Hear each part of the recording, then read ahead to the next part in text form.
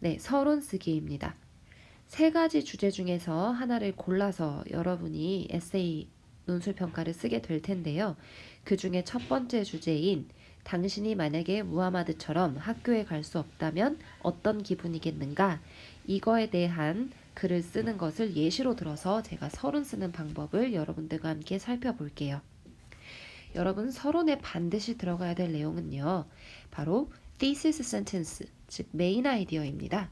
자기 의견이 반드시 서론에 먼저 들어가야 돼요. 제가 여기 빨간 글씨로 해놨는데요. 아까 질문이 만약에 너가 학교에 갈 수 없다면 넌 어떤 기분이겠는가?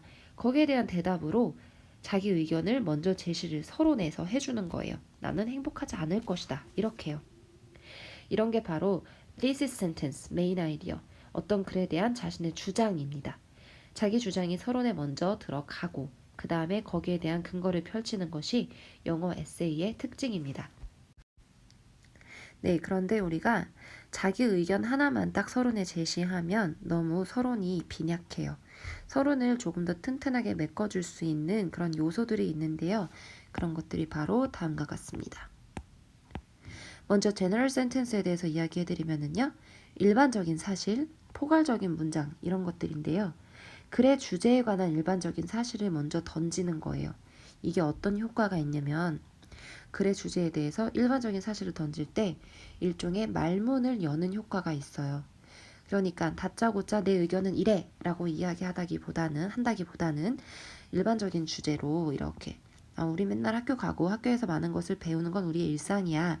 이런 말들로 시작을 해서 나중에 자기 의견을 제시하면 말문을 부드럽게 열면서 독자의 관심을 유도하는 그런 역할을 할 수 있습니다. 이런 윤활유 역할을 해주는 것이 general sentences가 되겠습니다. 그리고 contrasting opinions는요, 대조되는 의견인데요.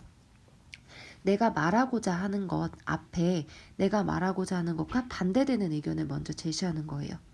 내가 말하고자 하는 것은 학교에 가고 싶다 할까요? 가기 싫다는 걸까요?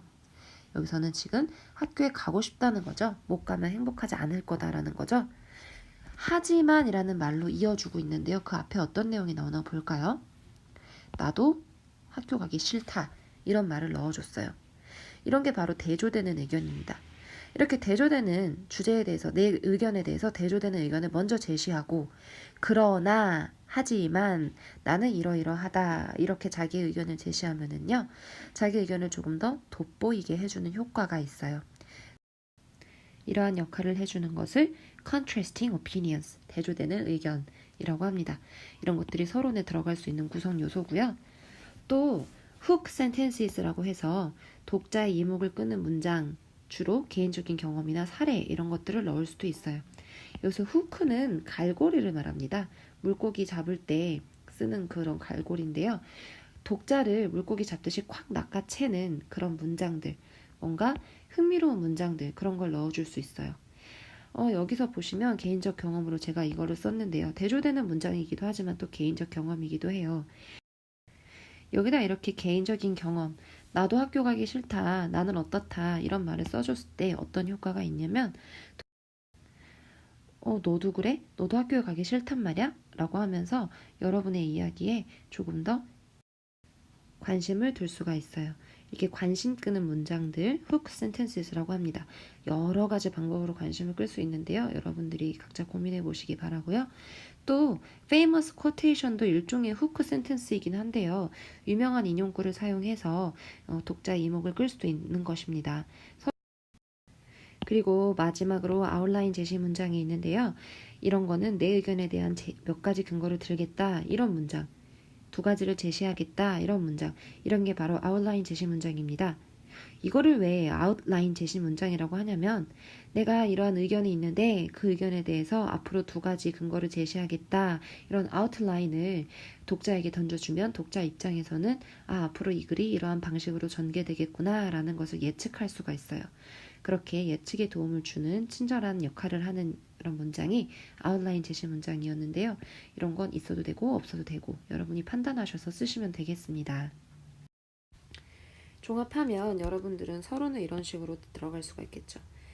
We go to school every day. Learning many things from a school is our daily life. Sometimes I don't want to go to school when I am bored and when I am tired. However, if I cannot go to school forever, I will not be happy. I have two reasons for my opinion. 이런 식으로 써주는 게 서론이 되겠습니다. 이 정도만 써줘도 서론이 여러분이 200자에서 300자 정도 글을 구성하는데 충분하게 활용될 수 있을 것 같아요. 자, 그러면 서론 쓰기 연습 한번 해볼까요? 첫 번째 연습인데요. 이번에는 동전과 지폐 사라질 것인가? 여기에 대한 질문으로, 즉 세 번째 주제였죠? 거기에 대한 질문으로 서론 쓰는 거 연습해 볼게요. 우선 제 메인 아이디어는 사라지지 않을 것이다 이겁니다. 이걸 글로 어떻게 풀어낼까요? 먼저 대조되는 의견을 넣어보는 거예요. 여기다 뭐라고 쓸 수 있냐면 어떤 사람들은 동전과 지폐가 곧 사라질 것이라고 말한다. 이게 나와 의견과 대조되는 의견이죠. 이런 말을 여기다 써주는 거예요. Some people say that coins and the paper money will disappear soon.